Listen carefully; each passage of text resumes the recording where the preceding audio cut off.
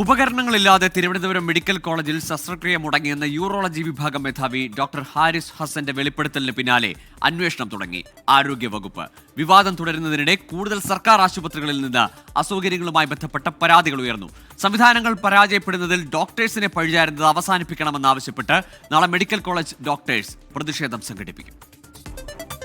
Kottayam medical കോളേജിലെ superintendent Jayakumar, TK urology വിഭാഗം മേധാവി doctor Rajeevan, Alappuzha medical college principal doctor B Padmakumar, nephrology വിഭാഗം മേധാവി ഡോക്ടർ ഗോമതി എസ് തുടങ്ങിയവരാണ് വിദഗ്ധ സമിതിയിൽ.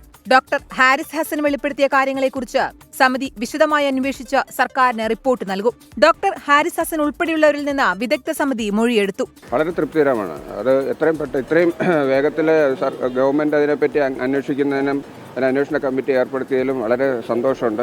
എല്ലാ വിഷയങ്ങളും വിദഗ്ധ സമിതി അന്വേഷിച്ച് ഇതിന് ശാശ്വതമായ ഒരു പരിഹാരം നേടിത്തരാമെന്ന് അവർ ഉറപ്പ് നൽകിയിട്ടുണ്ട്. മരുന്നുൾപ്പെടെ സകല സാധനങ്ങളും വാങ്ങി നൽകിയിട്ടും 10 ദിവസത്തിന് ശേഷമാണ് തിരുവനന്തപുരം മെഡിക്കൽ കോളേജ് ആശുപത്രിയിൽ ശസ്ത്രക്രിയ നടത്തിയതെന്ന് കൊല്ലം ആയൂർ അകമൺ സ്വദേശി ചെല്ലമ്മ ആരോപിച്ചു.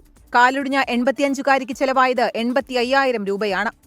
തന്നെന്ന് പറഞ്ഞാൽ അവിടെ അമ്മയ്ക്ക് ക്ഷീണം വരുമ്പോഴത്തേക്ക് ഒരു ട്രിപ്പ് ഇടും. ഫിറ്റിംഗ് ചെയ്യുന്നത് മാത്രം ഭഗവതി മെഡിക്കലിൽ നിന്ന് മേടിക്കാൻ പറഞ്ഞു. എന്റെ മൊത്തത്തിൽ ഞാനിപ്പോൾ ഹോസ്പിറ്റലിൽ പോയ എല്ലാം കൂടെ ഒരു 85 രൂപയ്ക്കകത്ത് എനിക്ക് ചിലവുണ്ട്. സംസ്ഥാനത്തെ കൂടുതൽ ആശുപത്രികളിൽ നിന്നും പരാതികൾ ഉയരുകയാണ്. ഇടുക്കി ജില്ലാ ആശുപത്രിയിൽ ലിഫ്റ്റ് തകരാറിനെ തുടർന്ന് ഡയാലിസിസ് രോഗികളെ 5ാം നിലയിലേക്ക് ചുമന്നു കൊണ്ടുപോകേണ്ട സ്ഥിതിയാണ്.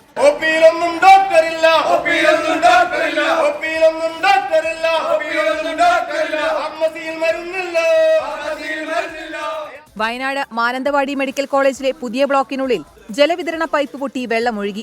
2 വാർഡുകളും കാർഡിയോ ഒപിയുമുള്ള കെട്ടിടത്തിലാണ് സംഭവം.